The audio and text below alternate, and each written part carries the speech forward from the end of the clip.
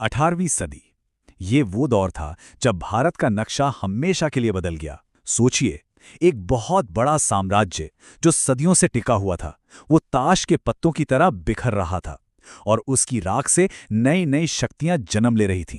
तो आज हम इसी उथल-पुथल भरे दौर की कहानी को समझने की कोशिश करेंगे। अच्छा, चलिए सीधे मुद्दे पर आते हैं। स्क्रीन पर इन दो नक्शों को जरा ध्यान से देखिए। एक तरफ है साल 1700 का शक्तिशाली मुगल साम्राज्य। देखिए कैसे ये लगभग पूरे उपमहाद्वीप पर फैला हुआ है। और दूसरी तरफ महज 50-60 साल बाद का भारत, एक बिखरा हुआ नक्शा। तो सवाल ये उठता है कि आखिर हुआ क्या? इतना बड़ा साम्राज्य इतनी तेजी से गायब कैसे हो गया? ये कहानी है एक बहुत ही तेज और नाटकीय राजनीतिक बदलाव की। एक ऐसा बदलाव जिसमें पुरानी सरहदें मिट गईं और नए नए राज्य उभर कर सामने आ गए। इस पूरे बिखराव की कहानी में कुछ बड़े अहम मोड़ हैं। देखिए, इसकी शुरुआत होती है 1707 में, जब औरंगजेब की मौत हुई। यहीं से दरारें पड़नी शुरू हो गई थी। फिर 1739 में नादिर शाह का हमला एक जबरदस्त झटके जैसा था। इसके बाद अहमद शाह अब्दाली के लगातार हमलों ने तो बची खुची कमर भी तोड़ दी। और आखिर में 1761 में पानीपत की लड़ाई ने इस दौर के अंत का ऐलान कर दिया। पर बाहरी हमलों से बहुत पहले ही मुगल साम्राज्य को अंदर से दीमक लग चुकी थी। वो अंदर से खोखला हो रहा था। तो चलिए देखते हैं कि वो कौन सी वजहें थी जो इस विशाल ढांचे को कमजोर कर रही थी। मुगल साम्राज्य के पतन की कई परतें थी। सबसे पहली और बड़ी वजह थी औरंगजेब के दक्कन में लड़े गए सालों लंबे युद्ध। इन युद्धों ने शाही खजाने को लगभग खाली कर दिया था। फिर उनके बाद जो बादशाह आए, वो इतने कमजोर थे कि प्रशासन पर उनकी कोई पकड़ ही नहीं थी। इसका नतीजा, जो प्रांतीय गवर्नर थे, मतलब सूबेदार, उन्होंने अपनी ताकत बढ़ा ली और दिल्ली को पैसा भेजना ही बंद कर दिया। और ऊपर से जमींदारों और किसानों के विद्रोह ने हालात को और भी खराब कर दिया। उस दौर के एक लेखक के ये शब्द उस समय की हालत को बिल्कुल साफ कर देते हैं। इसका सीधा सा मतलब ये था कि सिस्टम पूरी तरह से टूट चुका था। जो किसान सोना यानी फसल पैदा कर रहा था, उसका फायदा साम्राज्य के खजाने तक पहुंचने से पहले ही बीच में ही गायब हो रहा था। दिल्ली में अब शाही सत्ता बस नाम की रह गई थी। असल में तो दरबार ईरानी और तुरानी गुटों का अखाड़ा बन चुका था और ये गुट बादशाहों को अपनी कठपुतली की तरह नचाते थे। हालात इतने बिगड़ गए थे कि कई बादशाहों की या तो हत्या कर दी गई या उन्हें अंधा बना दिया गया। और देखिए, जब घर अंदर से इतना कमजोर हो तो बाहरी हमलावरों के लिए दरवाजे अपने आप खुल जाते हैं। और मुगल साम्राज्य के साथ ठीक ऐसा ही हुआ। और इस मौके का फायदा उठाया ईरान के शासक नादिर शाह ने।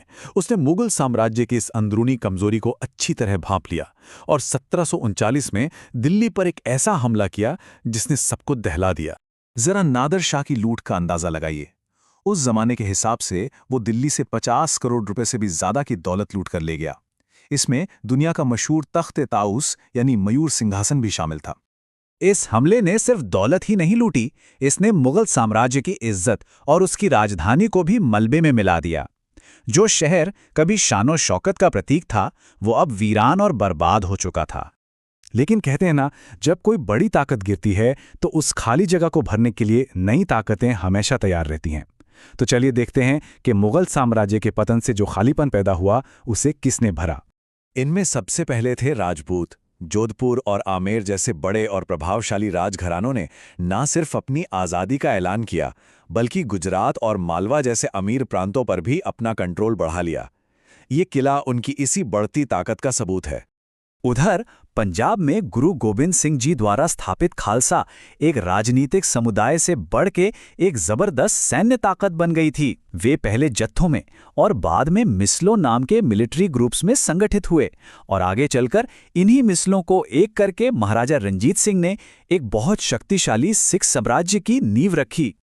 अब बात करते हैं पश्चिम में मराठों की। वो एक बहुत बड़ी ताकत के तौर पर उभरे और उनकी कामयाबी का एक बड़ा राज था उनका अनोखा रेवेन्यू सिस्टम। वो अपने असर वाले इलाकों से चौथ और सरदेशमुखी नाम के दो जरूरी टैक्स वसूलते थे। इसी पैसे से उनकी आर्थिक और सैन्य ताकत लगातार बढ़ती ही जा रही थी। मराठों का लड़ने का तरीका भी बिल्कुल अलग था।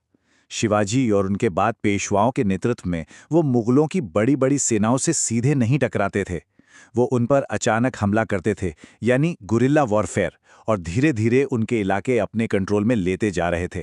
और इस तरह महज 50-60 सालों के अंदर 18वीं सदी के बीच तक आते आते भारत की पूरी राजनीतिक तस्वीर ही बदल चुकी थी।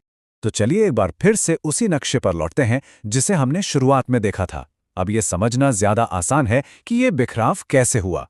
जहां कभी एक विशाल मुगल साम्राज्य था, वहां अब मराठों, सिखों, राजपूतों और दूसरी क्षेत्रीय ताकतों के राज्य थे, और ये सब आपस में सत्ता के लिए लगातार लड़ रहे थे।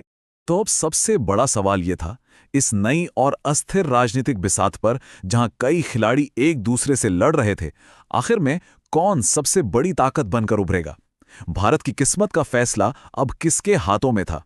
यही वो सवाल था जो आने वाले समय में भारतीय इतिहास की दिशा तय करने वाला था।